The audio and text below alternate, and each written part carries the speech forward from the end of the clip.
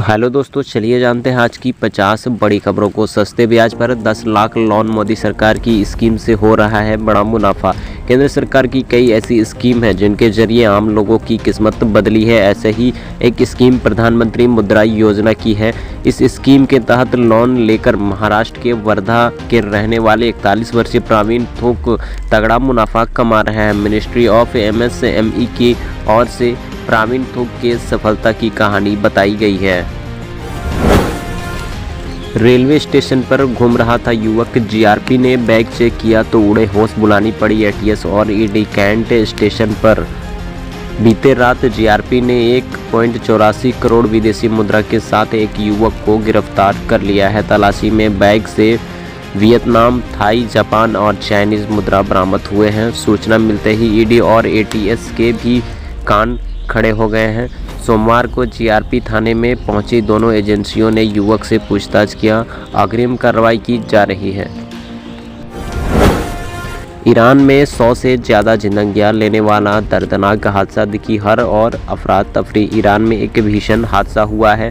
वहां 2 बम धमाकों में अब तक 100 से ज़्यादा लोगों की जान चली गई है और कई घायल हो गए हैं। यह धमाका अमेरिकी हवाई हमले में मारे गए जनरल कासिम सुलेमानी की बरसी की मौके पर उनके कब्र के पास हुआ। खबरों के मुताबिक धमाका उन वक्त हुआ जब लोग जुलूस निकाल रहे थे। धमाके का इतना जोरदार आवाज़ था कि दूर तक सुनाई दिया। आसपास के बाजार और दुकानों थर्रा उठी। तुरंत एम्बुलेंस मौके पर पहुंची और घायलों को अस्पताल ले जाया गया।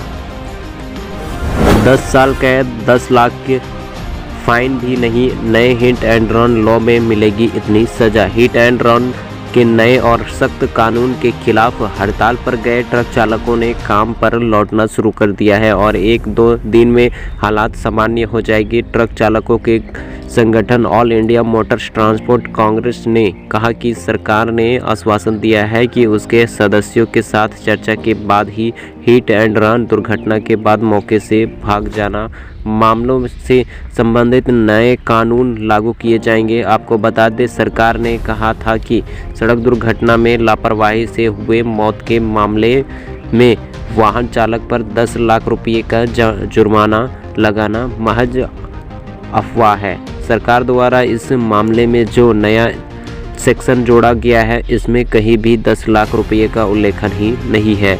आपको बता दें कि भारत सरकार ने भारतीय न्याय संहिता की धारा 106 में 10 साल की सजा तथा जुर्माने के प्रावधान के बारे में वाहन चालकों की चिंता का संज्ञान लिया था तथा all India Motors transport Congress के प्रतिनिधियों से विस्तृत चर्चा की गई है। औकात क्या है तुम्हारी ने हिला दिया सिस्टम और सोशल मीडिया। ट्रक ड्राइवर से भिड़ने वाले DM को CM ने दिखाई जगह। पूरे देश में ट्रक ड्राइवर्स हड़ताल में थे। नए हिट एंड रन एक्ट को लेकर चालकों का आंदोलन चल रहा है। इस बीच औकात क्या है तुम्हारी जैसे 4 शब्दों ने न सिर्फ सोशल मीडिया को बल्कि सिस्टम को भी हिला दिया है। कलेक्टर साहब ने कि औकात क्या है तुम्हारी जैसे शब्द के बाद ट्रक ड्राइवर का जवाब कि यह तो लड़ाई है कि हमारी कोई औकात नहीं है कि कुछ सेकंड के वीडियो ने सबको झकझोर दिया। इसके बाद अब हरकत में आई मध्य प्रदेश सरकार ने ट्रक ड्राइवर को औकात बताने वाले शाजापुर जिला कलेक्टर किशोर कन्याल को उनके पद से हटा दिया है। मुख्यमंत्री मोहन यादव ने कहा कि सरकार इस तरह की भाषा बर्दाश्त नहीं कर सकती है। मोहन यादव के निर्देश पर किशोर कन्या को शाजापुर कलेक्टर के पद से हटा दिया गया है। यूपी में स्कूली बच्चों के स्कूटी बाइक चलाने पर रोक लगेगा। 25,000 का जुर्माना होगी, 3 साल की जेल होगी। सरकार व निजी स्कूलों में विद्यार्थियों के 2 पहिया व 4 पहिया वाहन लाने पर सख्ती की जाएगी। विद्यालयों में रोड सेफ्टी क्लब बनाए जाएंगे। सड़क सुरक्षा के लिए जागरूकता फैलाने को प्रत्येक कक्षा में एक विद्यार्थी को रोड सेफ्टी कैप्टन बनाया जाएगा। यह प्रत्येक सप्ताह में कम से कम एक पीरियड में विद्यालयों को सड़क दुर्घटनाओं के प्रति जागरूक करेंगे। वहीं सड़क सुरक्षा के लिए हर स्कूल में नोडल शिक्षक भी बनाए जाएंगे और परिवहन विभाग के सहयोग से इन्हें प्रशिक्षित किया जाएगा। विदेश मंत्री जयशंकर आज नेपाल दौरे पर जाएंगे, संयुक्त आयोग की बैठक में होगी शामिल। विदेश मंत्री एस जयशंकर द्विपक्षीय संसद को एक और विस्तार देने के उद्देश्य से आज से नेपाल की 2 दिवसीय यात्रा करेंगे।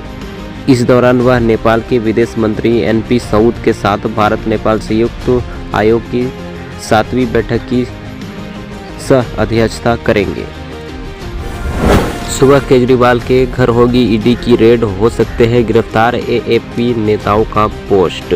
दिल्ली के मुख्यमंत्री अरविंद केजरीवाल के आबकारी नीति मामले में प्रवर्तन निदेशालय द्वारा जारी तीसरे समन पर भी पेश नहीं होने के बाद आम आदमी पार्टी के नेताओं ने एक के बाद एक ट्वीट कर उन पर रेड और गिरफ्तारी के कयास लगा डाले हैं। आप नेताओं ने बुधवार देर रात एक्स पर पोस्ट कर आशंका जता दी कि कल यानी गुरुवार को ईडी अरविंद केजरीवाल के घर रेड डालकर उन्हें गिरफ्तार कर सकती है।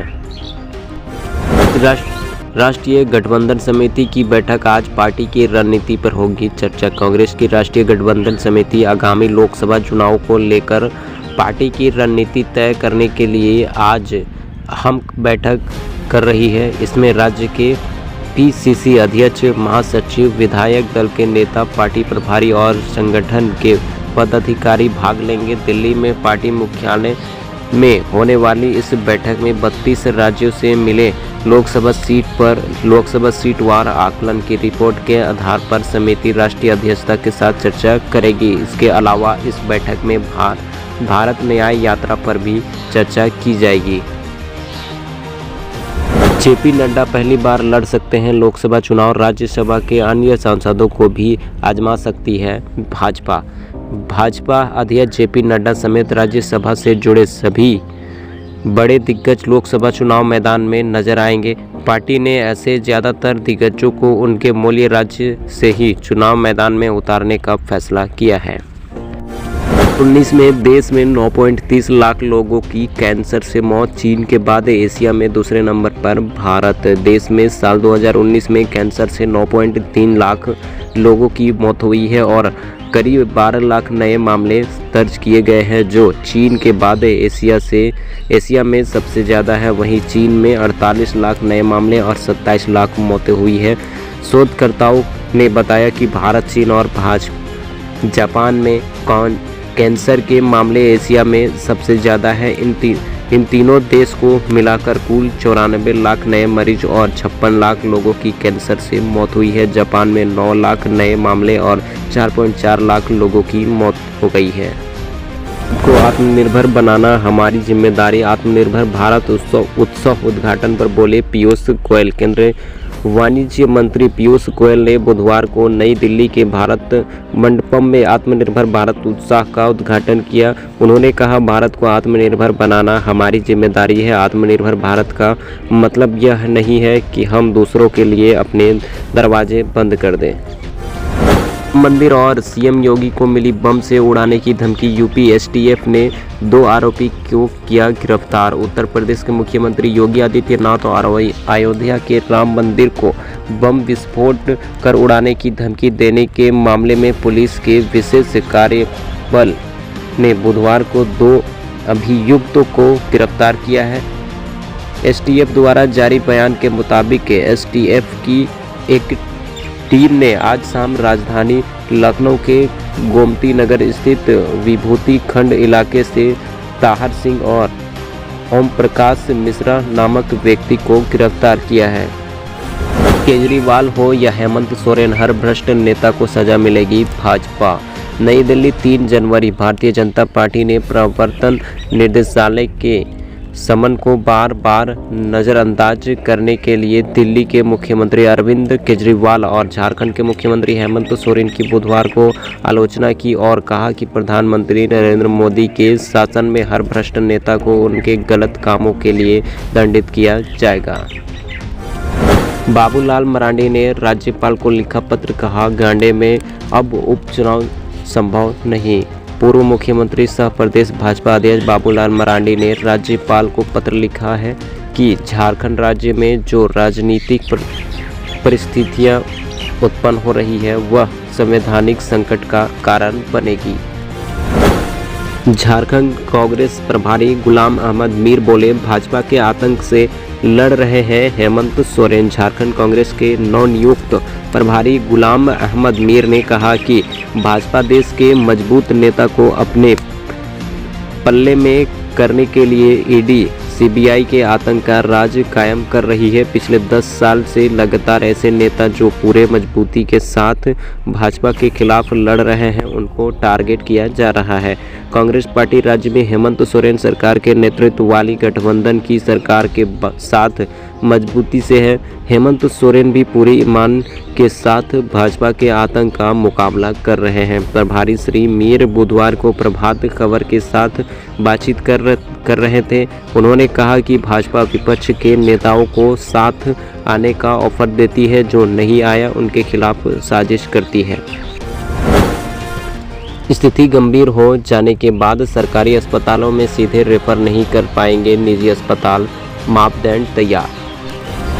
झारखंड में इस स्थानीय मुद्दे के साथ लोकसभा चुनाव में उतरेगी कांग्रेस, रणनीति तैयार। कांग्रेस की झारखंड इकाई ने बुधवार को लोकसभा चुनाव की रणनीति पर चर्चा करने के लिए एक बैठक की है। इस बैठक से कई संकेत निकले हैं। विधायक दल की बैठक में कहा गया कि पार्टी झारखंड में ही भी जाति आधारित जनगणना के मुद्दे को उठाएगी। बैठक में अन्य पिछड़ा वर्ग के लिए 27% आरक्षण और सरना को एक अलग धर्म के रूप में मान्यता देने के मामले पर भी बात हुई है। इससे माना जा रहा है कि पार्टी लोकसभा चुनाव में झारखंड में इन मुद्दों को जोर शोर से उठा सकते हैं। हम सभी हेमंत सोरेन के साथ महागठबंधन के, बोले विधायक। सीएम ने कहा, अफवाहों पर नहीं दे ध्यान। झारखंड के मुख्यमंत्री हेमंत सोरेन की अध्यक्षता में सत्तारूढ़ महागठबंधन ने एकजुटता दिखाकर संख्या बल का शक्ति प्रदर्शन किया। मुख्यमंत्री के कांके रोड स्थित आवास पर बुलाकर बुधवार को हुई सत्तारूढ़ गठबंधन के घटक दलों के विधायकों की बैठक में ताज़ा राजनीतिक परिस्थितियों पर विचार विमर्श हुआ। झारखंड के सियासी बवाल से लेकर अवेशी तक जाने पॉलिटिक्स। लोकसभा चुनाव 2024 को लेकर सभी राजनीतिक दलों में तैयारियां जारी है। इस बीच झारखंड में मची सियासी उथल-पुथल को सीएम सोरेन ने अपना इस्तीफा देने से इनकार के साथ शांत कर दिया है। उधर जेडीयू ने अरुणाचल पश्चिम लोकसभा सीट पर घोषित उम्मीदवार किया, जिससे इंडिया अलायंस के भीतर चल रहे मतभेदों का संकेत मिले। कर्नाटक में कांग्रेस और बीजेपी के बीच टकराव खत्म होने का नाम नहीं ले रही है। ईडी ने झारखंड में साहिबगंज के डीसी के आवास से 8 लाख रुपये कैश बरामद किए हैं। साइबर अपराधियों के खिलाफ कारगर हथियार साबित हो रहा है। प्रतिबिंब पोर्टल क्राइम में आई गिरावट।